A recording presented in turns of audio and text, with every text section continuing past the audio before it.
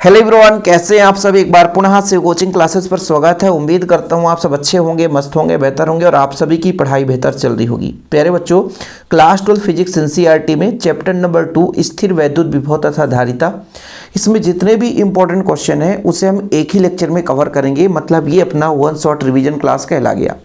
और प्यारे बच्चों, आप लोगों से गुजारिश है कि जिन बच्चों ने अभी तक जैसे चैप्टर के ऑब्जेक्टिव कवर नहीं किए हैं तो नोट्स में ऑब्जेक्टिव भी रहता है और टॉपिक वाइज नोट्स भी रहता है। जैसे हम क्वेश्चन दे दिए विभव क्या है, विभवांतर क्या है, वो सब वहाँ पे टॉपिक वाइज बढ़िया नोट्स में मेंशन रहता है। तो यदि कोई बच्चा चाहता है कि हमें भी नोट्स लेना है तो नोट्स के लिए मात्र 100 रुपये लगते हैं। अपना पर्सनल नंबर शेयर करता हूँ बच्चों, 96 85 29 91 49। नोट्स कहाँ पे मिलेंगे? व्हाट्सएप पे दिए जाते हैं, बढ़िया नोट्स है। आप इस नंबर पे है ना संपर्क कर सकते हैं, व्हाट्सएप कर सकते हैं। चलिए शुरू करते हैं बच्चों। आज का पहला प्रश्न है, विभव किसे कहते हैं? मात्रक व विमीय सूत्र लिखिए।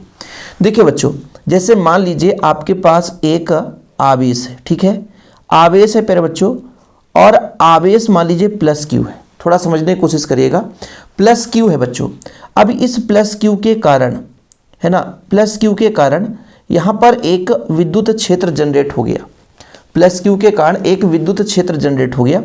विद्युत क्षेत्र रेखा प्लस क्यू से बाहर की ओर चलता है, ठीक है, सही है ना। अब ये प्लस क्यू कारण विद्युत क्षेत्र रेखाएं बाहर की ओर चलेंगी और इन्हीं विद्युत क्षेत्र रेखाओं कारण एक विद्युत क्षेत्र जनरेट हो गया। अब इसी के किसी भी बिंदु, यानी विद्युत क्षेत्र जनरेट हुआ, मान लीजिए एक बिंदु पी है, ये बिंदु पी है। हम आवेश को ला रहे हैं बच्चों, कहाँ से ला रहे हैं पता नहीं, अनंत से। आवेश को लाने में, यानी विद्युत क्षेत्र के बिंदु पर आवेश को लाने में, मतलब जो हमें कार्य करना पड़ेगा भाई, हम अनंत से आवेश को ला रहे हैं, विद्युत क्षेत्र के किसी बिंदु तक ला रहे हैं, तो जो कार्य करना पड़ता है बच्चों, वही कार्य आपका विभव कहलाया। कुल मिलाकर के समझ में आया कि हमारे पास आवेश है, आवेश के कारण एक विद्युत क्षेत्र जनरेट हो जाता है ना। अब यहाँ पर हम पूरा डीप में नहीं समझाने जाएंगे प्यारे बच्चों, समझ रहे ना, यहाँ पर सुपर फास्ट रिवीजन है। तो हम आवेश को विद्युत क्षेत्र के किसी बिंदु तक ला रहे हैं, तो जो कार्य करना पड़ रहा बच्चों, है ना, यानी परीक्षण आवेश को लाने में जो कार्य करना पड़ता है वही उसका विभव कहलाता है। यानी विभव, अपना विभव का फार्मूला आवेश को लाने में किया गया कार्य विभव कहलाता है। आवेश को लाने में, अनंत से विद्युत क्षेत्र के किसी बिंदु तक आवेश को लाने में जो किया गया कार्य है वो विभव कहलाता है। अच्छा, अब मान लीजिए विद्युत क्षेत्र में दो बिंदु हैं, एक बिंदु P था बच्चों, एक बिंदु Q हो गया। अब विद्युत क्षेत्र में ही हम मान लीजिए आवेश को एक बिंदु से दूसरे बिंदु तक ले जा रहे हैं, है ना, एक बिंदु से दूसरे बिंदु तक ले जा रहे हैं, तब वहां पे जो कार्य होगा, यानी दोनों बिंदु का अलग अलग विभव होगा, दोनों बिंदु का अलग अलग विभव होगा बच्चों, यहाँ पर और यहाँ पर दोनों बिंदु का अलग अलग विभव होगा। मान लीजिए यहाँ पर मैं कहता हूँ एक अपना V1 है, यहाँ पर कितना हो गया V2, तो दोनों का डिफरेंस भी विभवांतर कहलाता है ना। मतलब आवेश को अनंत से विद्युत क्षेत्र के किसी बिंदु तक लाने में जो कार्य करना पड़ता है वो आपका कहलाता है बच्चों क्या? विभव। और यदि मैं कह दूँ एकांक धनावेश को विद्युत क्षेत्र के एक बिंदु से दूसरे बिंदु तक लाने में जो कार्य करना पड़ता है उसे हम बोलते हैं विभवांतर, है ना। तो विभव का जो फार्मूला है वो आप लोगों को याद रखना है। इससे आप लोगों से मैं बोल दूं कि इससे आप इकाई या मात्रक बताओ, ठीक है। तो मात्रक बता सकते हो बच्चों।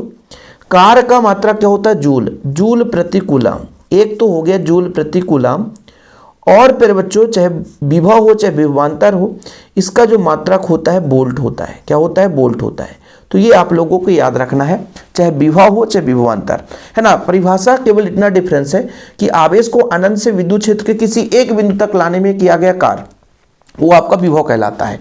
मैंने कहा ये विद्युत क्षेत्र हो गया, इस पे दो बिंदु हैं, तो आवेश को लाया ए बिंदु तक तो VA, फिर आवेश को लाया बी बिंदु तक, मान लीजिए बी बिंदु तक, तो यहाँ पर जो विभव होगा VV हो गया। तो दोनों का भाई कहीं ना कहीं अलग अलग विभव होगा, और इनका ही डिफरेंस बच्चों अधिक में से कम को घटा देंगे, वही अपना विभवांतर कहला जाता है। कुल मिलाकर के एक बिंदु से दूसरे बिंदु तक लाने में किया गया कार्य विभवांतर कहलाता है। चीज़ें क्लियर हो गई होगी। इकाई या एकांक धनावेश को अनंत से विद्युत क्षेत्र के किसी बिंदु तक लाने में जो कार्य करना पड़ता है वही विभव कहलाता है। इसका मात्रक वोल्ट हो गया। इसका विमीय सूत्र अपन निकाल कर बताएंगे, ठीक है बच्चों। विमीय सूत्र के लिए कैसे करोगे? जैसे मैंने कहा V बराबर W/Q है, मतलब Q0 है। ये कार्य है मेरे बच्चों, और ये अपना आवेश है, ठीक है। कार्य का विमीय सूत्र आपसे नहीं बन रहा है, तो फिर कार्य बराबर क्या होता है सर? बल गुणे विस्थापन। बल यानी विस्थापन dx, आवेश q है ही है। बल बराबर कितना होता है, द्रव्यमान गुणित त्वरण, त्वरण है ना, dx से अपना दूरी है ये बच्चों, है ना। यहाँ पर अपना ये आवेश है q, ठीक, आवेश बराबर धारा गुणित समय, वो भी कर लेंगे, m हो गया। और त्वरण का क्या होता है बच्चों, वेग बटा समय, वेग बटा समय, और बच्चों आवेश का धारा गुणे समय, ठीक है, गुणे अपना dx सही है। अब फिर प्यारे बच्चों m द्रव्यमान है, वेग का होता है दूरी मतलब लंबाई l बटे समय, तो एक समय और आ गया, दो समय पहले से था, तो समय 3 हो जाएगा बच्चों। समय कितने हो गए, 3 हो गए। और भैया एक दूरी ऑलरेडी है। अब आप लोग, एक धारा भी है, इससे आप लोग विमीय सूत्र निकाल सकते हो कि द्रव्यमान 1 है, l कितने हैं, l अपना 1 है, t कितना है सर, l 2 हो गया, एक एक ही दोनों दूरी है ना, t ऊपर जाएगा तो t की पावर -3 हो जाएगा और i हो जाएगा -1। ये इसका विमीय सूत्र हो गया, ml स्क्वायर t की पावर -3 1 पावर -1। i मतलब एम्पियर को a से रिप्रेजेंट करेंगे, ध्यान रखना, ठीक है। धारा है, धारा को एम्पियर, मात्रक एम्पियर हो जाता है, ठीक। तो इस तरीके से प्यारे बच्चों आप लोग विमीय सूत्र निकाल सकते हो। ये आप लोगों ने क्या भाई, कार बटे समय, और यदि डायरेक्ट निकालते तो कार का क्या होता है बच्चों, बल का होता है m l है ना स्क्वायर t की पावर -2, ठीक है। और आवेश का हो जाएगा अपना, आवेश का हो जाता धारा गुणे समय, कुल मिलाकर के कार का होता है ml स्क्वायर t की पावर -2, और बच्चों धारा का हो जाएगा, आवेश का हो जाएगा धारा गुणे समय, धारा का एम्पियर समय, ठीक है। बस ये ऊपर चला जाता तो m l स्क्वायर टी की पावर एक और ऊपर जाता तो -3 1 पावर -1। इस तरीके से भी डायरेक्ट विमीय सूत्र निकाल सकते हो। मैं इसको इतना समय क्यों दिया, क्योंकि दो चीज़ आपका क्लियर हो गया, एक तो बच्चों विभव, दूसरा विभवांतर। विभवांतर क्या होता है, एकांक आवेश को विद्युत क्षेत्र के एक बिंदु से दूसरे बिंदु तक ले जा रहे हैं, तो जो कार्य करना पड़ता है बच्चों वो अपना विभवांतर कहलाता है। वहाँ की मात्रक वोल्ट ही है बच्चों, और अपना विमीय सूत्र वही है ना। यदि आप लोगों को लगता है कि स्क्रीनशॉट लेना तो ले सकते हैं बच्चों। और अगला हमारा हेडिंग है बिंदु आवेश कारण वैद्युत विभव की गणना। बहुत सिंपल वे में आपको समझाने की कोशिश करेंगे, बस थोड़ा सा समय देंगे आप लोग, तभी मजा आएगा। देखो बच्चों, बिंदु आवेश के कारण वैद्युत विभव की गणना। सबसे पहले अपन लेते हैं +q आवेश, ठीक है, +q आवेश है, एक बिंदु O है, इससे बच्चों ये +q आवेश है, इसके कारण विद्युत क्षेत्र जनरेट होगा, ठीक है सर, है ना। बिंदु आवेश के कारण, क्या बोला क्वेश्चन, बिंदु आवेश कारण वैद्युत विभव की गणना। मान लीजिए एक बिंदु P है जो कि इससे r दूरी पर है बच्चों, कितनी दूरी पर है, r दूरी पर, यहाँ पर हमें विभव की गणना करनी है, ठीक। हम आवेश को ला रहे हैं, इसके कारण आवेश पर जो मतलब ये +q आवेश कारण बल कहाँ लगेगा, बाहर की ओर लगेगा। देखना बच्चों बहुत सिंपल है, हम बोल रहे हैं कि एक परीक्षण आवेश है A पर, वो परीक्षण आवेश कितना है Q0, हम इसको ला रहे हैं, पहले अल्प कार्य कराएंगे बच्चों, मतलब A से B तक लाने में कितना कार्य करना पड़ेगा, इसको अपन कहते हैं dx, ठीक है। और A से मान लीजिए कहाँ तक लाना चाहते हैं, मान लीजिए जहाँ तक भी लाना चाहते हैं बच्चों, जहाँ तक भी लाना चाहते हैं, बिंदु P तक लाना चाहेंगे तो P तक किया गया कार्य हो जाएगा, ठीक है। तो सबसे पहले अपन को ये देखना है कि मान लीजिए हमारे पास एक +q आवेश है बच्चों, जो बिंदु O पर रखा हुआ है, इससे r दूरी पर, इसके विद्युत क्षेत्र पर ही एक बिंदु P है जिस पर हमें वैद्युत विभव की गणना करनी है, ठीक है। O से x दूरी पर एक बिंदु A है जहां पर परीक्षण आवेश की कल्पना करते हैं, है ना। जब O से x दूरी पर, ये x दूरी है ना, O से x दूरी पर एक हमारा आवेश है Q0, जहां पर हमें परीक्षण आवेश की, जहां पर हमें क्या जहां पर हमने परीक्षण आवेश Q0 माना है, और इस आवेश को लाएंगे, इस आवेश को लाएंगे, कहाँ लाएंगे, जो अपना +q है इसके विद्युत क्षेत्र में, तो जो कार्य करना पड़ेगा वही तो विभव है भाई। विभव है क्या, आवेश को लाने में किया गया कार्य। लेकिन पहले अपन क्या करेंगे, अल्प कार्य निकालेंगे, A से B यानी अल्प दूरी तय करने में कितना कार्य होता है। फिर बच्चों जब समाकलन कर देते हैं तो एक बड़े से क्षेत्र का माना जाता है। ध्यान रखिएगा समाकलन का रोल क्या होता है। जैसे मान लीजिए एक छोटे से क्षेत्र का वैल्यू पता है और हमें बड़े से क्षेत्र का वैल्यू निकालना है, तो हमको समाकलन कर देना है ना। जैसे मैं कहता हूं कि आवेश को A से B तक लाने में कितना कार्य करना पड़ेगा, उसका समाकलन करेंगे बच्चों, कहां से कहां तक ला रहे हैं वो तो हम लिमिट लगा करके निकाल सकते हैं। तो जैसे ही हमने +q आवेश से x दूरी पर एक परीक्षण आवेश Q0 की कल्पना करी, तो इस पर जो बल लगेगा वो कूलाम के नियम से लगेगा 1/4πε0। k है माध्यम तो k, q एक आवेश है बच्चों और एक Q0 है, दोनों के बीच की दूरी x² है। यहाँ तक किसी कोई प्रॉब्लम नहीं होगा। आवेश को हम पहले अल्प दूरी ए से बी तक ले जा रहे हैं।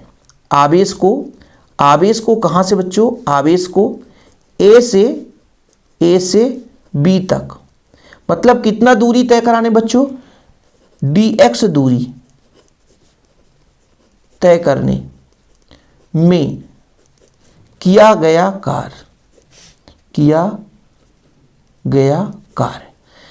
कार्य कितना होगा, तो अल्प कार्य होगा बच्चों। अल्प दूरी है तो अल्प कार्य, बल गुणे विस्थापन होता है, ये माइनस क्यों लग गया, क्योंकि बल इधर लग रहा है, विस्थापन इधर कर रहे हैं, तो माइनस लगा दिया अपन ने। ठीक है सर, तो dw बराबर हो गया अपना माइनस एफ dx। इसको आप समीकरण जो भी देना है, इसको 1 दे दो, इसको आप 2 दे दो। यहां तक किसी को दिक्कत? अपन ने क्या कहा बच्चों, जब हमें एक छोटे से एरिया का मान पता है, अल्पकार पता है, तो हमें मान लीजिए इसके विद्युत क्षेत्र के बिंदु P तक ला रहे हैं, बिंदु P तक मतलब R दूरी तक ला रहे हैं। कहां तक ला रहे हैं, R दूरी तक। तो कितना कार्य करना पड़ेगा, तो हमको समाकलन करना पड़ेगा। किसका, dw का समाकलन कर देंगे। समाकलन कर देंगे बच्चों, कहां से, अनंत से कहां तक, R दूरी तक। ये लिमिट लगा दी, माइनस का चिन्ह है ना, एफ dx हो गया। ये लिमिट में माइनस क्यों लगाया अपन ने, माइनस यहाँ था। लिमिट में अनंत और आर क्यों, क्योंकि अनंत से, आवेश को अनंत से यहाँ बिंदु P तक लाने में किया गया कार्य निकालना है ना बच्चों, इसलिए अपन ने अनंत लगा दिया। ठीक है सर, यहाँ तक तो क्लियर है। तो एफ का मान अपन रखोगे, यहाँ पे एफ का मान रखोगे 1/4 पाई एप्सिलॉन नॉट के। फिर बच्चों अपना कितना है, Q not upon R square, X square है, देखो एक्स स्क्वायर कहाँ से कहाँ तक, अनंत से आर दूरी तक ला रहे हैं। फिर यहाँ पे बच्चों अपना dx है तो dx कर दो, जो भी कांस्टेंट है उसे बाहर ले लो। जैसे अपना माइनस क्यू नॉट कांस्टेंट है बच्चों, 4 पाई एप्सिलॉन नॉट के कांस्टेंट है, अनंत से आर दूरी तक। ये अपना 1/x² बचा बच्चों, और ये अपना dx बचा।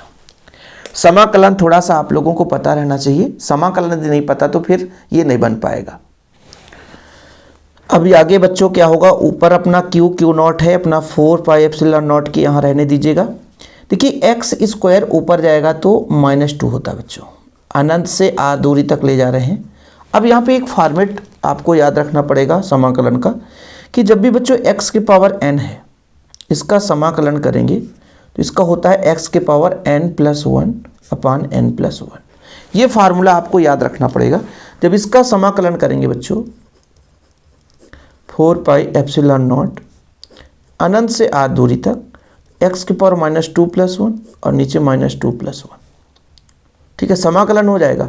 और जैसे ही समाकलन होता है वैसे ही लिमिट बाहर लग जाता है। तो अपना हो जाएगा Q not upon 4 pi epsilon not के है तो के कहीं खा नहीं लेना सर। यहाँ पर बचेगा x पावर -1 नीचे -1, कहाँ से कहाँ, अनंत से आर तक। ये माइनस माइनस प्लस हो जाएगा, Q not upon 4 pi epsilon not के, और ये नीचे जाएगा तो अपना प्लस हो जाएगा, अनंत से आर। पहले अपर लिमिट रखेंगे बच्चों, अपर लिमिट रखेंगे, अपर लिमिट यानी ऊपर वाला माइनस लगा करके लोअर लिमिट, ये फॉर्मेट होता है। इसका मान तो 0 हो जाएगा, इसकी कोई वैल्यू नहीं है, इसका मान 0 हो जाएगा तो बचेगा कितना, 1/4 पाई एप्सिलॉन नॉट के क्यू नॉट बटा आर बचेगा बच्चों। इसका कोई मतलब नहीं, ठीक है, इसका कोई मतलब नहीं है। अच्छा, चूंकि v बराबर कितना होता है, आवेश को ले जाने में किया गया कार्य। ये कार्य का मान जब रखोगे, आवेश को ले जाने में किया गया कार्य, तो जब इस कार्य का मान रखोगे बच्चों, इस पूरे ये कार्य का मान निकल कर इसका मान यहाँ पे रखोगी, इसका मान, तो क्यू नॉट से क्यू नॉट कट जाएगा, आंसर आएगा 1/4 पाई एप्सिलॉन नॉट के क्यू बटा आर। ठीक है, ये बच्चों बिंदु आवेशकारण विभव का सूत्र आ गया। अभी आगे चलकर अक्षीय स्थिति पे काम आएगा। ठीक, तो ये अपना सिद्ध हो गया। अब ज़्यादा हम समय भी नहीं देंगे। अब सोचोगे कि बहुत लंबा चौड़ा समय, बिल्कुल नहीं देंगे, क्योंकि अपन ये थ्योरम पूरा यहाँ पर देखो भैया, है ना, पूरा जो हम बताए हैं कि भैया जो मानना है, ये अपना स्क्रीनशॉट ले सकते हो। पहले हमने परीक्षण आवेश लाया, जब परीक्षण आवेश लाया तो वहाँ पर लगने वाला बल आ गया बच्चों। ठीक, बल आ गया, इसके बाद हम यहाँ पे पूरा चित्र बना हुआ है, चिंता नहीं करना, क्योंकि 1 शॉट रिवीजन है तो उतना हम डीप में जा भी नहीं रहे। फिर अल्पकार हो गए बच्चों, फिर अपन संपूर्ण कार निकाल रहे हैं तो समाकलन कर दिए, कहाँ से, माइनस अनंत से आर दूरी तक जाने में। ठीक, तो ये अपना पूरा वैल्यू फिट हो गया। ये अपना फार्मूला अपन ने जो समाकलन का लगाया, इसके बाद फिर बच्चों अपना यहाँ पे विभव v बराबर आवेश को ले जाने में किया गया कार्य है, W का मान रखेंगे तो आंसर आ जाएगा। ठीक, चलिए अपना अगला प्रश्न बच्चों, अक्षीय स्थिति पर वैद्युत विभव की गणना।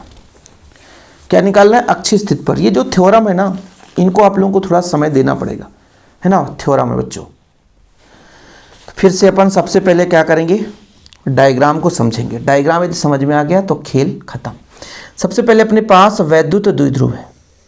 ठीक, वैद्युत द्विध्रुव है, एक बिंदु पर प्लस क्यू आवेश है, इस बिंदु पर माइनस क्यू आवेश है।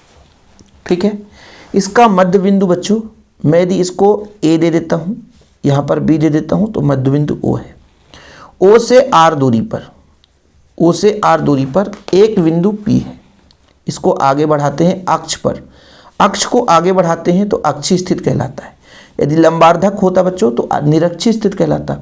तो इससे आर दूरी पर, कितनी दूरी पर? आर दूरी पर, ओ से आर दूरी पर एक बिंदु पी है जहां पर विभव की गणना करनी है।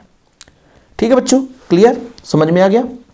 अच्छा, जो हम प्रभावी लंबाई मान के चलते हैं बच्चों, इसको 2l मान के चलते हैं या 2a, जो भी आपको मानना है। या तो 2l मान लो, पूरा का पूरा 2l, तो मतलब आधा l हो जाएगा, ये l हो जाएगा। चाहे आप 2l मान लो चाहे 2a मान लो, यहाँ से यहाँ तक l हो जाएगा, क्योंकि ए बी वैद्युत द्विध्रुव की लंबाई या तो बच्चों आप 2l मानो या तो 2a, तो यहाँ से यहाँ तक की लंबाई l हो जाएगी और यहाँ से यहाँ तक की लंबाई l हो जाएगी। मतलब हमारा वैद्युत द्विध्रुव है और इसके ही अक्षीय स्थिति पर, यानी बढ़ाए गए अक्ष पर एक बिंदु P है बच्चों, इसलिए इसे हम अक्षीय स्थिति कहेंगे। अच्छा, हम यदि आपसे बोलें कि प्लस क्यू आवेश के कारण विभव कितना होगा, प्लस क्यू आवेश के कारण विभव कितना होगा, V1, तो आप कहोगे सर बिंदु आवेश के कारण विभव यहाँ पे लिखा हुआ देखो 1/4 पाई एप्सिलॉन नॉट के। आवेश कितना है अपने पास, Q प्लस क्यू कारण, और दूरी A से P तो AP हो जाएगा। दूरी A से P तो AP तो होगा, AP तो होगा बच्चों। AP को हम यदि आपसे कहें कि थोड़ा सा ऐसा कर दें कि AP बराबर निकालना चाहें, तो बोलो कि सर यहाँ से यहाँ तक R है ना, OP, और यहाँ से यहाँ तक L है यानी OA, यानी बच्चों R माइनस L कर दें तो क्या गलत होगा? नहीं होगा। तो यहाँ पर बच्चों Q/R माइनस L कर सकते हैं, समीकरण 1 दे सकते हैं। ठीक, क्लियर। आगे बात करते हैं, बच्चों माइनस क्यू आवेश के कारण ये V2 हो जाएगा। माइनस क्यू आवेश के कारण कितना हो जाएगा, 1/4 पाई एप्सिलॉन नॉट के Q/B से P, क्योंकि दूरी लेते हैं ना बच्चों, देखो ना फॉर्मेट ही अपना बिंदु आवेश के कारण, ये R मतलब दूरी, R मतलब दूरी, और दूरी लेना ही पड़ेगा, तो हमने ले लिया BP। अच्छा, ये BP कितना आएगा भाई, B से P कितना आएगा, B से P कितना आएगा? मैंने बोला कि O से P मेरे पास पता है, BP बराबर मेरे पास OP का मान पता है और OB का मान भी पता है, क्योंकि बच्चों OP में OB जोड़ूंगा, OP में OB जोड़ूंगा, ऐसा मतलब R में L को जोड़ूंगा, है ना। तो V2 बराबर आ जाएगा 1/4 पाई एप्सिलॉन नॉट के Q/R प्लस L। ठीक सर, ये भी निश्चित हो गया। अब परिणामी विभव निकालना है, लेकिन हाँ ये माइनस चिन्ह रहेगा, इस माइनस के कारण ये माइनस चिन्ह रहेगा बच्चों। ठीक है, आवेश है ना, आवेश पर फर्क पड़ेगा ना भाई, आवेश के कारण फर्क पड़ेगा क्योंकि चिन्ह बदल जाएगा, विभव है इसलिए। ठीक है, चलिए अब यदि मैं बात करता हूं कि परिणामी जो है वो विभव कैसे होगा, तो परिणामी विभव निकालने के लिए V बराबर होता है V1 प्लस V2। V बराबर V1 प्लस V2, ये परिणामी विभव होता है बच्चों। V1 का मान कितना है, 1/4 पाई एप्सिलॉन नॉट के Q/R माइनस L। फिर बच्चों ये Q2 V2 का मान कितना है, माइनस के कारण माइनस तो लगेगा ही, 1/4 पाई एप्सिलॉन नॉट के, और अपना बच्चों Q/R प्लस L हो गया। इसको कैलकुलेट कर दो, आंसर आ गया। इतना सरल है बच्चों। हाँ, खत्म, टाटा बाय बाय। समझ रहे हो ना। देखना बच्चों, दोनों में से 1/4 पाई एप्सिलॉन नॉट के बाहर ले लेते हैं। Q दोनों में सेम है, हाँ सर, तो Q भी बाहर ले लो। यहाँ पर बचेगा 1/R माइनस L प्लस, यहाँ पर हो जाएगा 1/R प्लस L। ठीक है sir, Q/4 pi epsilon not के, देखो इसमें कैलकुलेशन नहीं बनता, तो इसको इधर कर दो, इसको इधर कर दो, यानी r प्लस एल इधर कर दिए और इधर कर दिए r माइनस एल, और नीचे दोनों को लिख दी r माइनस एल और r प्लस एल। ठीक, ये देखो बच्चों एल से एल कट गया, एल से एल कट गया, नहीं एल से एल थोड़ी कटेगा। अरे सर चिन्ह गलत कर दिए, चिन्ह कैसे गलत कर दिए, ये माइनस है ना सर, माइनस है, इसलिए इसको ऐसे आप कर दो, काटो नहीं, अभी नहीं काटेंगे ना, यहाँ पे माइनस है, काट नहीं रहे, अगले स्टेप में काट लेंगे, अगले स्टेप में काट देंगे ना, चिन्ह यहाँ पे माइनस है, माइनस है, माइनस, तो Q upon 4 pi epsilon not के। देखना बच्चों ये L और L 2L हो जाएगा, R से R कट जाएगा, क्योंकि L नहीं कटेगा, ये माइनस माइनस प्लस होगा, तो ऊपर हो जाएगा 2L, ये a plus B, a minus B, तो a square minus B square, a square minus B square. यहाँ तक किसी को कोई प्रॉब्लम नहीं होनी चाहिए। अच्छा यहाँ पर थोड़ा ध्यान दीजिएगा, यदि मैं आपसे कह दूं कि Q इंटू 2L कितना होता है, Q इंटू 2L कितना होता है, ये आपके P के बराबर होता है। P क्या है, द्विध्रुव आघूर्ण है, R square minus L square. ठीक, ये क्या निकल कर आ गया, परिणामी विभव निकल कर आ गया, परिणामी विभव का मान निकल कर आ गया। लेकिन यदि मैं कह दूं कि द्विध्रुव की लंबाई अत्यंत छोटी हो, R की अपेक्षा, जैसे मान लीजिए यहाँ पर बच्चों L का मान, जैसे L का मान अत्यंत कम हो, अत्यंत सूक्ष्म हो, कहने का तात्पर्य L का मान लेस देन R हो तो L स्क्वायर की उपेक्षा कर देंगे। ज़्यादा हिंदी नहीं लिख रहे हैं, तो बच्चों भी बराबर आ जाएगा 1/4 पाई एप्सिलॉन नॉट के P अपान R स्क्वायर। ये अच्छी स्थिति पर विभव का मान आ गया। अच्छी स्थिति पर विभव का मान, हम ज़्यादा समय देंगे ही नहीं भाई, ज़्यादा समय देंगे ही नहीं, क्योंकि सुपरफास्ट रिवीजन चल रहा है, एक बार ही समझाएंगे, बार बार के हम बेरकी नहीं समझाएंगे बच्चा, है ना। तो ये अपना चित्र बना हुआ है बच्चों कि हमारे पास एक वैद्युत द्विध्रुव है ना, इसके मध्य बिंदु से r दूरी पर एक बिंदु P है बच्चों, जहाँ पर हमें विभव की गणना करनी है। तो पहले प्लस Q आवेश के कारण विभव निकालना है ना, R माइनस एल, ठीक है। फिर माइनस Q आवेश के कारण बच्चों अपना माइनस Q आवेश के कारण हो जाएगा। चित्र में आप लोग प्लस Q और माइनस Q के कारण अपना माइनस भी चिन्ह रहेगा, ठीक है, यहाँ पे माइनस चिन्ह रहेगा, ठीक है, माइनस चिन्ह रहेगा बच्चों, ठीक, माइनस Q के कारण हो गया। फिर परिणामी हम क्या करेंगे, दोनों को जोड़ेंगे, तो ये माइनस के कारण अपना माइनस रहेगा। पूरा कैलकुलेशन करेंगे, 2L आएगा, वही अपना P का मान रख देंगे, P बराबर Q इंटू 2L, खत्म, बोल्ट आ गया। तो ये अपना आ गया बच्चों अक्षीय स्थिति पर। अब बात करते हैं निरक्षीय स्थिति पर। निरक्षीय स्थिति पे यहीं पे हम पूरा समझा देंगे, चित्र बनाया है, हम 2 मिनट का काम लेंगे बच्चों। सबसे पहले निरक्षीय स्थिति होता क्या है, हमारे पास वैद्युत द्विध्रुव है, इसके मध्य बिंदु से लंबार्धक पर यदि कोई बिंदु स्थित है बच्चों, उसे हम निरक्षीय स्थिति कहते हैं। तो यहां पर अपन बात करते हैं बच्चों, एक वैद्युत द्विध्रुव है, ठीक है सर, ये अपने पास प्लस Q है और इधर प्लस Q है, माइनस Q है, ये A है बच्चों, ये B है, ठीक है। ये अक्षीय स्थिति पे नहीं रहेगा, निरक्षीय स्थिति पर। मध्य बिंदु बच्चों यहाँ पे O ले लेते हैं, और इसके लंबार्धक पर यदि कोई बिंदु हम स्थिर कर दें कि इसके लंबार्धक पर एक बिंदु P है, तो फिर बच्चों वो निरक्षीय स्थिति कहला जाता है। अब यहाँ से दूरी और लगभग यहाँ से दूरी समान रहेगा, क्योंकि इसके मध्य बिंदु लंबार्धक पर है, मतलब AP की बात करें चाहे BP की बात करें, दोनों समान रहेगा। AP की बात करें चाहे BP की बात करें, दोनों समान रहेगा बच्चों। इस बिंदु पर हमें विभव निकालना है, निरक्षीय स्थिति है। मतलब यदि मैं प्लस Q के कारण विभव V1 की बात करूं, तो कहोगे सर 1/4 पाई एप्सिलॉन नॉट के Q अपान यहाँ से दूरी कितना है AP, तो बच्चों अपना AP तो होगा, ठीक है। और यदि बच्चों माइनस Q के कारण V2 बराबर कितना हो जाएगा, 1/4 पाई एप्सिलॉन नॉट के ये माइनस Q अपान AP, तो BP कर दो। अब परिणामी विभव V बराबर V1 प्लस V2 होगा, तो इधर का मान अपना 1/4 पाई एप्सिलॉन नॉट के Q अपान AP है बच्चों, और यहाँ पे माइनस चिन्ह कारण माइनस लग जाएगा, 1/4 पाई एप्सिलॉन नॉट के, है ना, फिर Q अपान BP हो जाएगा। अब चूंकि AP और BP समान है, तो हम BP की जगह भी AP कर देंगे, तो पूरा का पूरा कट जाएगा, विभव शून्य हो जाएगा, खत्म। और कुछ भी नहीं बच्चों, कि प्लस Q के कारण अपना विभव है, ठीक है सर, माइनस Q के कारण अपना विभव है। अच्छा, बिंदु आवेश के कारण विभव का आप लोग फार्मूला तो तैयार कर लिए होंगे ना, कि सर बिंदु आवेश के कारण विभव कहाँ पे पढ़ाया सर आपने? अभी हमने पढ़ाया बच्चों, बिंदु आवेश के कारण विभव इतना 1/4πε0 के Q/R।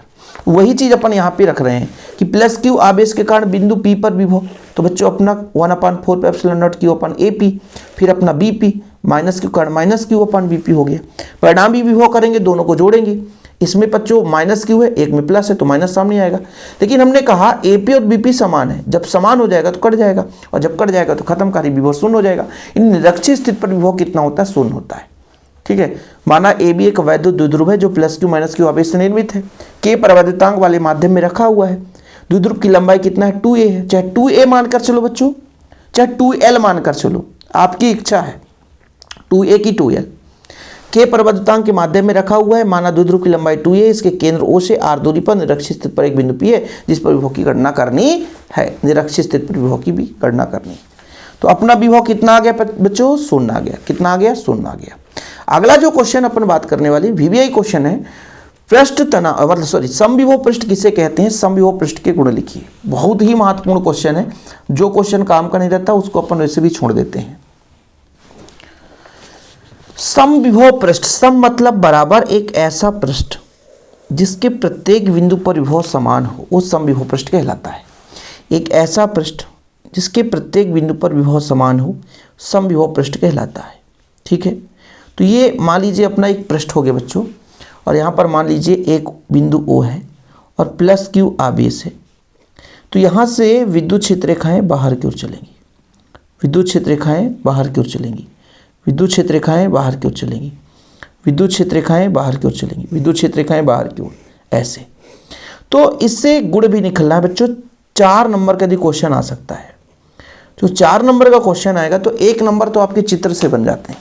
तो चित्र आप लोगों को बनाना है कि एक ऐसा पृष्ठ जिसके प्रत्येक बिंदु पर विभव समान हो सकता है। एक पृष्ठ हो सकता है बच्चों, इसके अंदर भी पृष्ठ हो सकता है ऐसा, जिसके प्रत्येक बिंदु पर पृष्ठ मतलब जिसके एक ऐसा पृष्ठ जिसके प्रत्येक बिंदु पर विभव समान होता है, वो समविभव पृष्ठ कहलाता है। समझ में आई बात?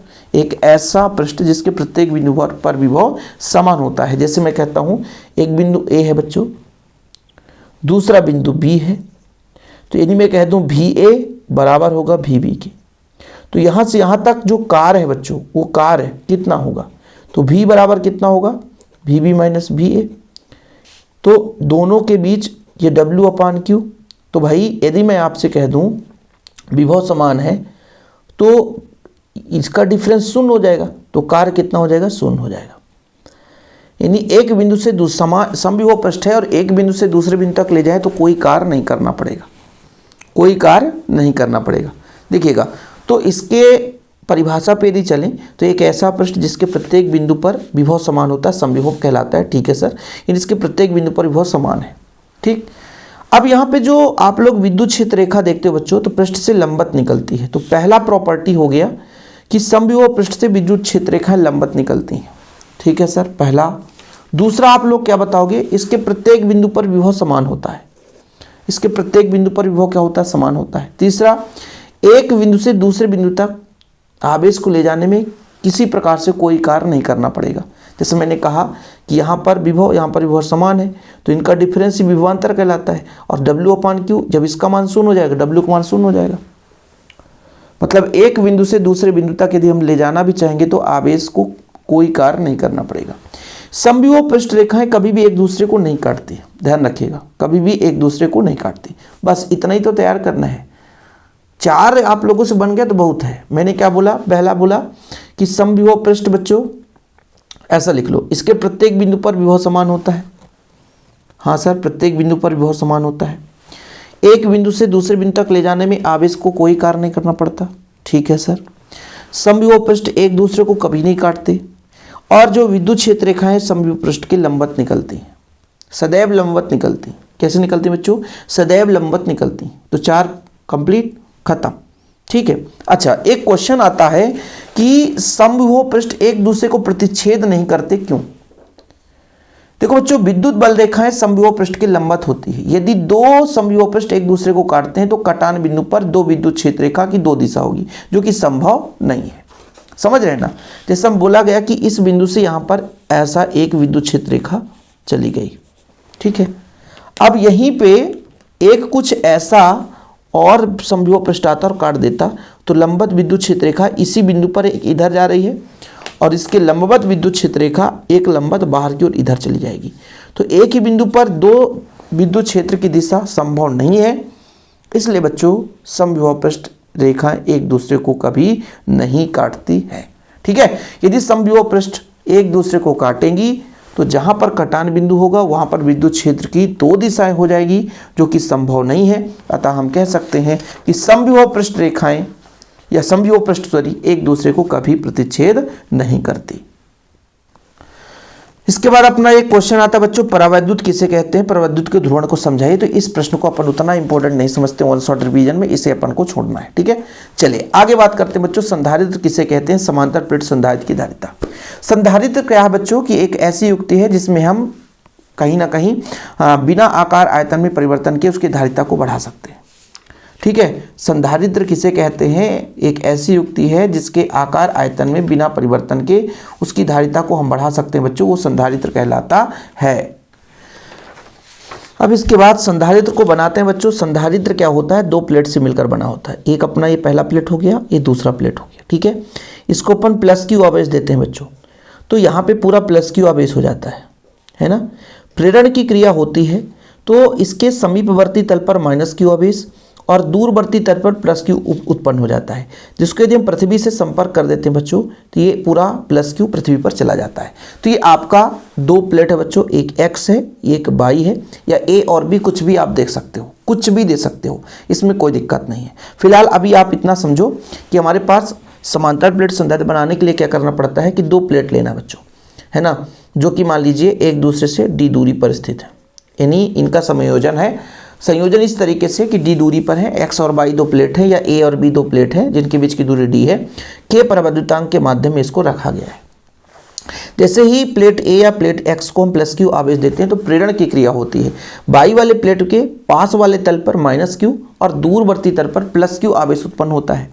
चूंकि इसका संबंध किससे होता है, पृथ्वी से होता है, इसलिए प्लस क्यू आवेश कहाँ चला जाता है बच्चों, पृथ्वी पर चला जाता है। यदि मैं कहूं कि पृष्ठ पर आवेश घनत्व कितना होगा, तो आवेश घनत्व होता है बच्चों, आवेश घनत्व, पृष्ठीय आवेश घनत्व होता है सिग्मा, और जिसको हम बोलते हैं कि सिग्मा बराबर होता है एकांक क्षेत्रफल पर उपस्थित आवेश की मात्रा। एकांक क्षेत्रफल पर उपस्थित आवेश की मात्रा, तो एकांक क्षेत्रफल पर उपस्थित आवेश की मात्रा ये सिग्मा कहलाती है बच्चों, ये आप लोगों को याद रखना है। ठीक है, पृष्ठीय आवेश घनत्व जरूरत पड़ेगा। अच्छा, जब हम बात करते हैं कि दो समतल चादर हो या दो प्लेट हो तो वहाँ पर तीव्रता कितनी होती है बच्चों, तो दो समतल चादर के बीच तीव्रता होती है सिग्मा अपान एप्सिलॉन नॉट की। जहाँ पर ये सिग्मा है क्या, सिग्मा है क्या, ये बच्चों पृष्ठीय आवेश घनत्व है। क्या है बच्चों, पृष्ठीय आवेश घनत्व। क्या है, पृष्ठीय आवेश घनत्व। अच्छा, आवेश को हम यदि एक प्लेट से दूसरे प्लेट तक ले गए या कार्य किए तो कुछ ना कुछ वहां पर बच्चों विभव उत्पन्न हुआ कि नहीं, क्योंकि आवेश को ले जाने में ही किया गया तो कार्य है, विभव है। और आवेश कहां से कहां भैया, पहले प्लेट से दूसरे प्लेट पे स्थानांतरित हुआ तो डी दूरी पर। तो चूंकि आप लोगों ने पढ़ा है कि विद्युत क्षेत्र की तीव्रता और विभवांतर में संबंध क्या है, भी अपान डी, तो भी बराबर कितना हो जाएगा, ई इंटू डी।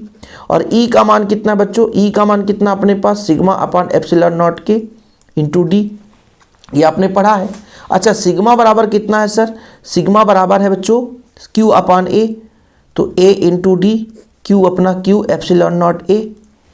ठीक है, देखो ना भाई साहब, क्यू अपान ए, तो क्यू ऊपर रखोगे ना सर, क्यू ऊपर रखो, क्यू ऊपर रखो, क्यू ऊपर रखो, क्यू ऊपर रखो, और यहाँ पर के है यार, के है, मतलब कुल मिलाकर के सिग्मा का मान रखोगे क्यू अपान, है ना, के एप्सिलॉन नॉट ए, ए नीचे आ जाएगा, डी ऊपर रहेगा। ये भी का मान आ गया, कितना आ गया बच्चों, भी बराबर ऐसा भी लिख सकते हो आप लोग, परेशान मत होना आप लोग, नहीं तो फिर दिक्कत हो जाएगा। Q into D, Q into D epsilon not के इंटू ए, कुछ भी ऐसा लिख सकते हो। अब आप लोगों ने जिस धारिता का फॉर्मेट नहीं पढ़ा है, धारिता सी बराबर होता है क्यू अपान भी, सी बराबर होता है क्यू अपान भी, सी बराबर होता है क्यू अपान भी का मान रख दो यहाँ पे। भी का जब मान रखोगे बच्चों तो क्यू अपान भी का मान कितना है, Q into D upon epsilon not के ए, तो क्यू से क्यू कट गया, ये ऊपर चला जाएगा बच्चों, तो एप्सिलॉन नॉट के ए अपान डी। अपान डी, यही आपके समांतर प्लेट संधारित्र की धारिता आ गई। इतना लंबा चौड़ा नहीं रहता जितना आप लोग सोचते हो, जितना आप लोग सोचते हो थ्योरम उतना है ही नहीं है भाई, कुछ भी नहीं है। ठीक है, कितना सिंपल है कि हमारे पास ए और बी, भाई आप लोग संधारित्र की परिभाषा तो याद कर लो पहले, कि संधारित्र एक ऐसी युक्ति है जिसके द्वारा चालक के आकारायतन में बिना परिवर्तन के उसकी धारिता को हम बढ़ा सकते हैं। यानी कोई आकार हमने परिवर्तन नहीं किया, धारिता बढ़ा सकते। धारिता है क्या? आवेश ग्रहण करने की क्षमता। धारिता क्या है बच्चों? आवेश ग्रहण करने की क्षमता है। तो बिना आकार आयतन में परिवर्तन किए उसकी धारिता को हम बढ़ा सकते हैं, वो संधारित्र कहलाता है। समांतर प्लेट संधारित्र की बात करी, हमने कहा कि दो प्लेट है बच्चों, एक हमारे पास ए और दूसरा हमारे पास बी, या x और y है, d दूरी पर स्थित है, प्रत्येक प्लेट का क्षेत्रफल a है, k प्रदत्तांक के माध्यम में रखा हुआ है। a को हमने प्लस q दिया तो b पर एक माइनस और दूसरे तल पर प्लस q आवेश उत्पन्न हो गया। b का संबंध पृथ्वी से है तो जो प्लस q आवेश है वो पृथ्वी पर चला जाता है।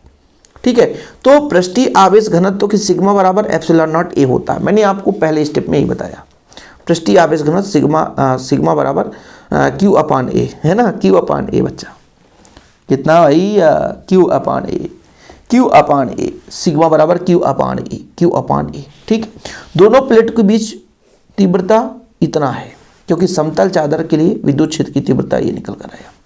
अब बच्चों हमने कहा विद्युत क्षेत्र और विभवांतर में संबंध ये होता है, तो भी का मान निकल कर आ गया, ई का मान रख दिए और फिर सिग्मा का मान रख दिए, तो अपना ये निकल कर आ गया।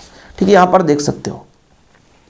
ठीक है, या सिग्मा का मान डायरेक्ट भी रख सकते हो, ये अपना थोड़ा चित्र अटपटा है, कोई दिक्कत नहीं भाई, नोट्स वगैरह में बढ़िया चित्र रहता है।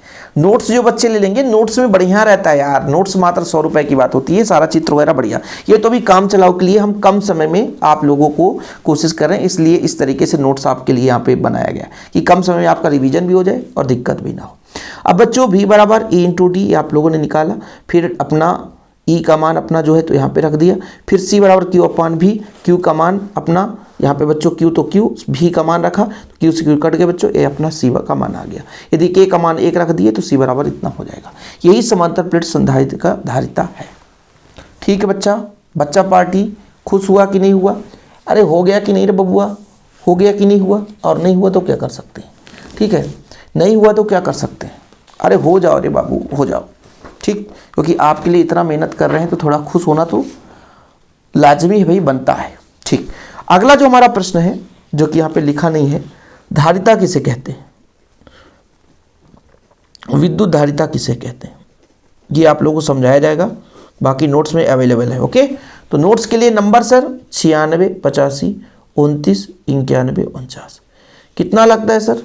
मात्र 100 रुपये चार्ज लगते हैं। कितना रुपए? 100 रुपये। कितना रुपए? 100 रुपये। 100 रुपये चार्ज है, बढ़िया हैंड रिटन नोट्स भी दिए जाते हैं। ओके, चलिए, जैसे ये बोला गया कि कोई बर्तन है, कोई बर्तन है, ठीक है, उसमें पानी भरते जाओगे तो उसमें पानी का मान बढ़ता जाता है।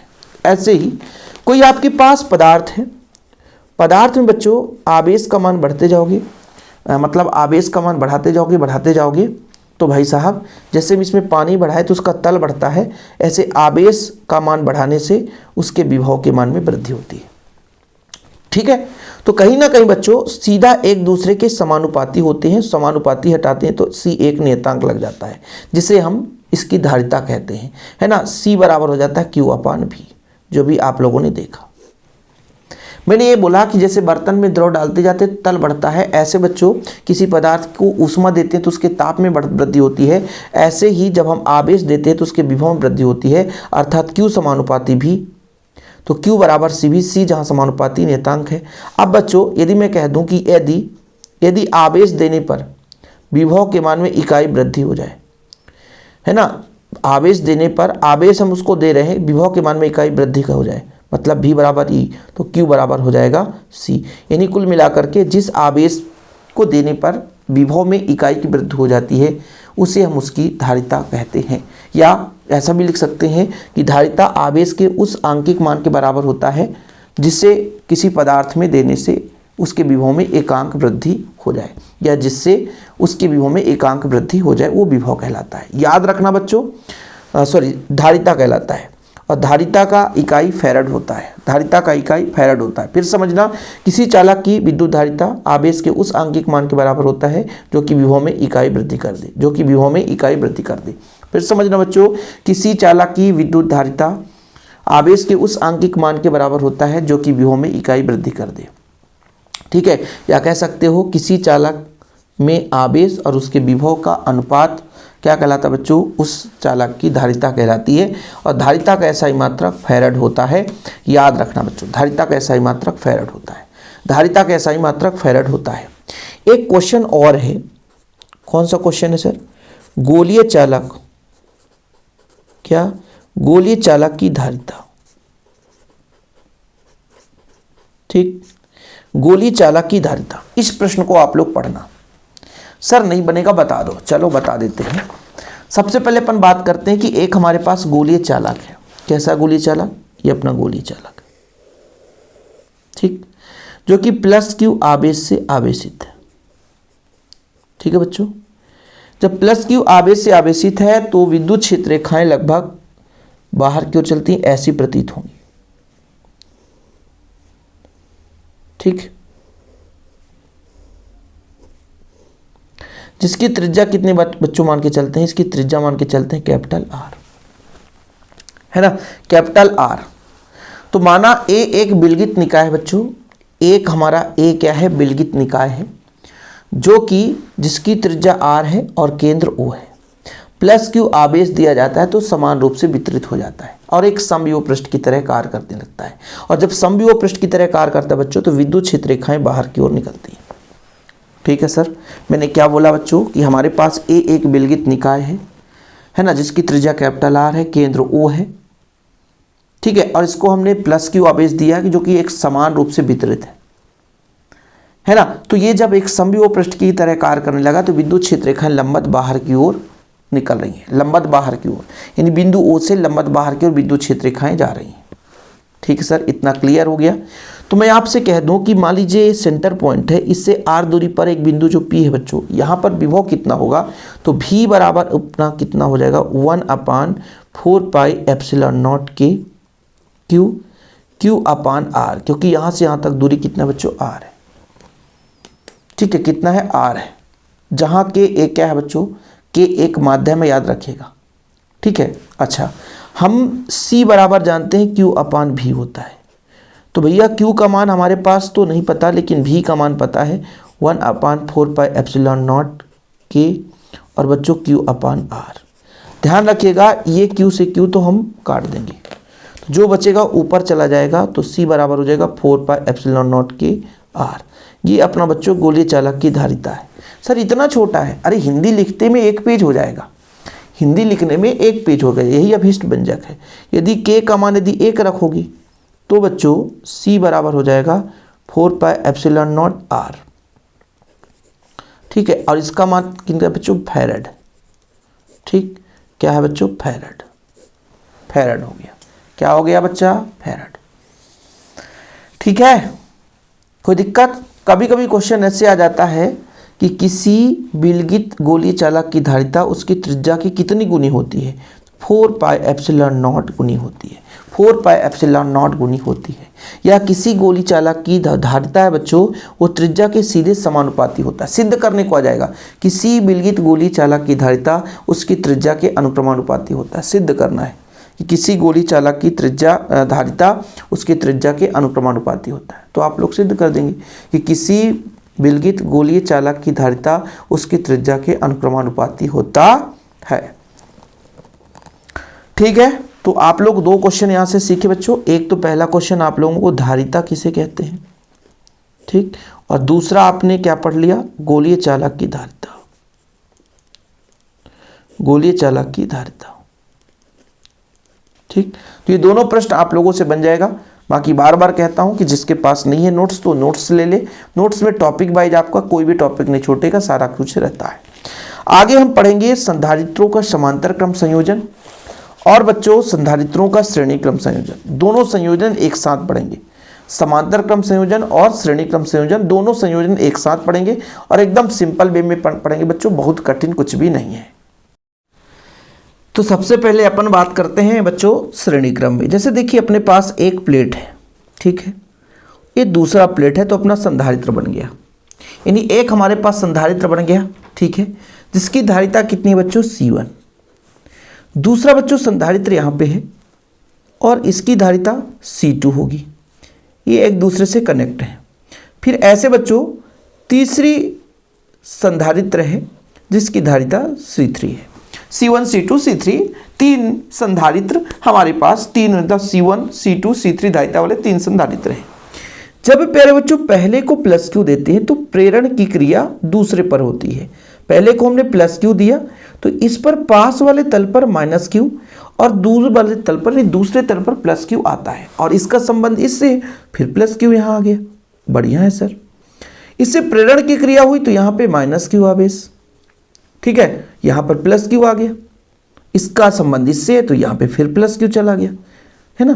क्योंकि प्रेरण की क्रिया क्या होती है कि पहले प्लेट पर यदि प्लस क्यू देते हैं तो उसके समीपवर्ती जो अपना तल है दूसरे प्लेट के, उसके समीपवर्ती तल पर बच्चों माइनस क्यू आवेश और दूरवर्ती तल पर प्लस क्यू आवेश होता है, और यही प्रेरण की क्रिया होती है बच्चों। और यदि अंतिम का जो दूसरा प्लेट है उसको हम पृथ्वी से जोड़ देते हैं तो टोटल जो भी आवेश प्लस क्यू हो पृथ्वी पर चला जाता है। ये अपना बच्चों कौन सा क्रम हो गया? श्रेणी क्रम संयोजन। मतलब श्रेणी क्रम संयोजन में प्रत्येक संधारित्र के दूसरे प्लेट को अगले संधारित्र के पहले प्लेट से जोड़ा जाता है, ठीक है सर। मतलब बच्चों आवेश की यदि बात करें तो क्या आवेश बदलेगा? नहीं, आवेश बिल्कुल नहीं बदलेगा, लेकिन इनके बीच का जो विभवांतर है वो डिफरेंस होगा, यानी प्लेटों के बीच का विभवांतर V1 V2 और V3, ठीक है। तो परिणामी विभवांतर कितना आएगा सर? परिणामी विभवांतर जो आएगा वो तीनों के योग के बराबर होगा, यानी V बराबर जो आएगा वो V1 plus V2 plus V3 के बराबर होगा, सही है ना। अब आप लोगों ने पढ़ा होगा कि C बराबर कितना होता है बच्चों, चूंकि C बराबर होता है Q/V, इसलिए बच्चों V बराबर हो जाएगा Q/V, Q/C, है ना। तो इससे आप V1 का मान निकाल सकते हो, V2 का मान निकाल सकते हो, V3 का मान निकाल सकते हो। सर कैसे? V1 का मान हो जाएगा Q/C1, V2 का मान आ जाएगा Q/C2, V3 का मान आ जाएगा Q/C3। वैल्यू पुट कर दो भैया इसमें, है ना। तो V बराबर Q/C1, Q/C2, Q/C3, सब में से Q कॉमन ले लो तो 1/C1, 1/C2, 1/C3। अब प्यारे बच्चों यदि V बराबर मैंने कहा Q/C है तो यहाँ भी Q/C रखोगे बच्चों, Q 1/C1, 1/C2, 1/C3, Q से Q काट दो, बचा कितना? 1/C बराबर 1/C1, 1/C2, 1/C3, खत्म बबुआ, यही है। हाँ सर 2 मिनट में काम, अरे कुछ भी नहीं रहता यार, बस कठिन लगता है और कछु नहीं है। मैंने कहा कि तीन संधारित्र जिनकी धारिताएं C1 C2 C3 है, समांतर क्रम, पहले समांतर क्रम, ये तो श्रेणी क्रम है सर, तो पहले श्रेणी क्रम पढ़ लेते हैं। श्रेणी क्रम यहाँ पे भैया ये श्रेणी क्रम है कि तीन संधारित्र C1 C2 C3 धारिता वाले श्रेणी क्रम जोड़ दिए गए हैं।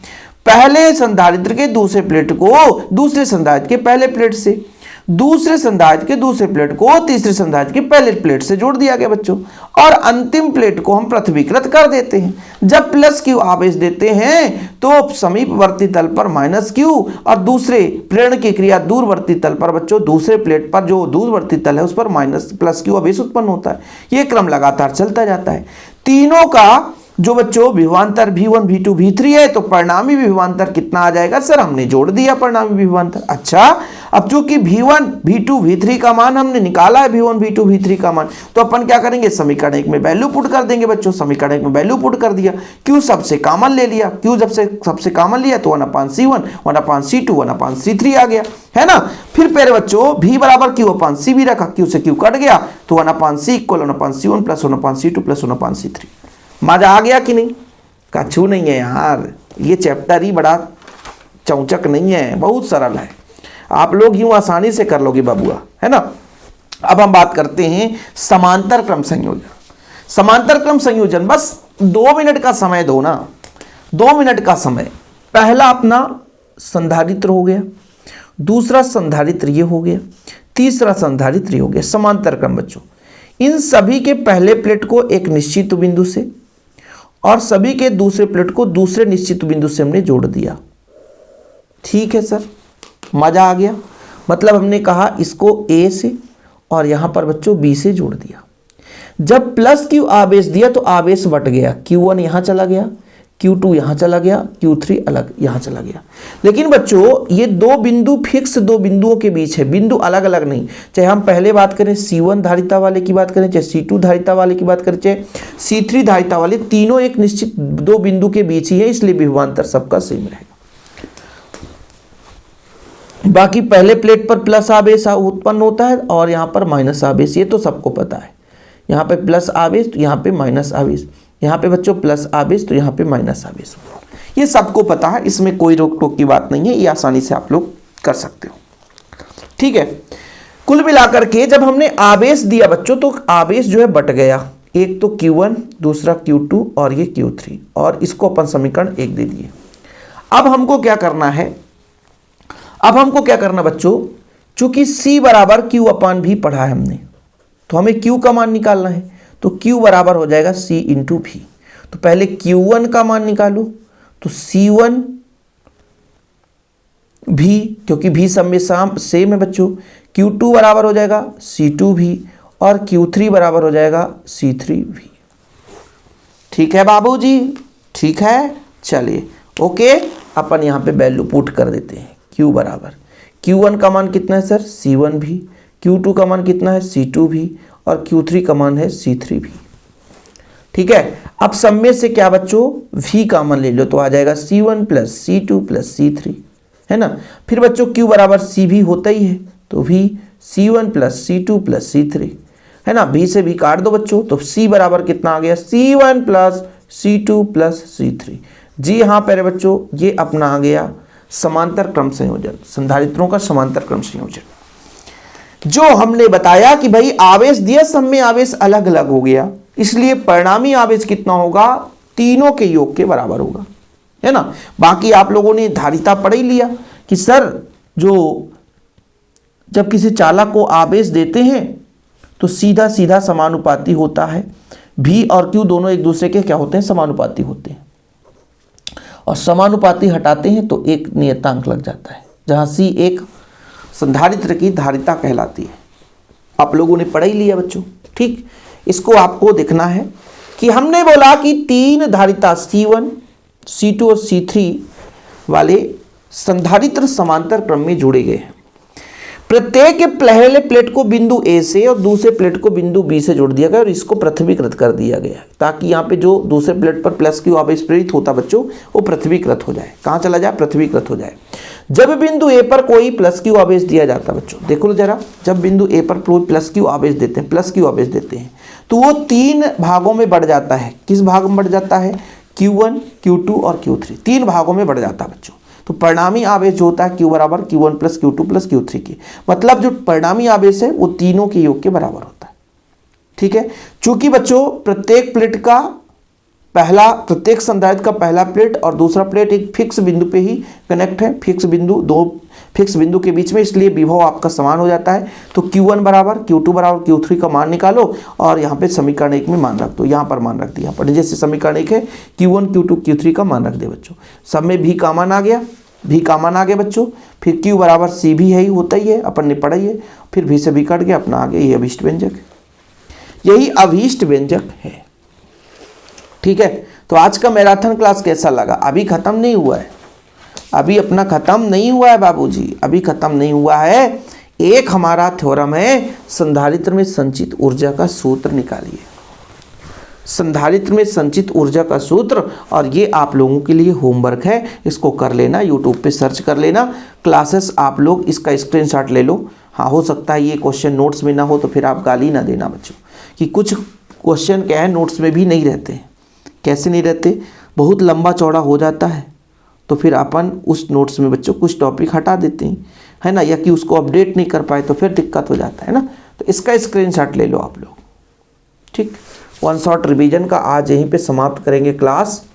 बाकी बच्चों ये अपना ज़्यादा लंबा चौड़ा कहानी था ही नहीं, मज़ेदार कहानी था, है ना। इसमें थोड़ा सा छोटा सा इधर उधर दिमाग लगाना पड़ता है। बाकी देखो, यदि आप लोगों को लगता है कि हमें सर पूरा क्लास देखना है तो चैनल पे जाइए, क्रम से वीडियो देखिए, है ना। पुराना लेक्चर भी आपको मिल जाएगा, भटकने की जरूरत नहीं पड़ेगी। ओके, फिलहाल अभी के लिए इतना ही बच्चों। जय हिंद, वंदे मातरम।